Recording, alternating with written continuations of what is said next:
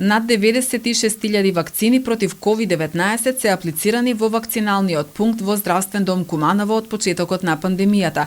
Имунизацијата се одвива непречено, а периодов поголем интерес за вакцинирање со прва доза има кај помладата категорија на граѓани, велат надлежните, посочувајќи дека за третата доза повеќе се заинтересирани повозрастните кумановци.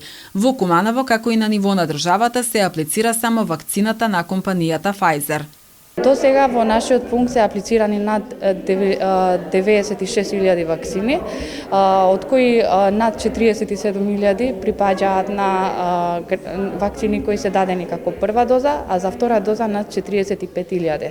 До сега во нашиот пункт се вакцинирани со трета доза 3.600 граѓани, бројка која секојдневно се зголемува. Има граѓани кои се предомислуваат и прашуваат во однос на типот на вакцина која аплицираме, но моментално во нашата држава во главно се аплицира вакцината Pfizer како за прва, втора и трета доза, така да таа ни е достапна и таа им ја понудуваме на граѓаните. Младите во главно од почетокот на вакцинација беа заинтересирани за да ја примат вакцината Pfizer, бидејќи е вакцина која е признаена и за патување.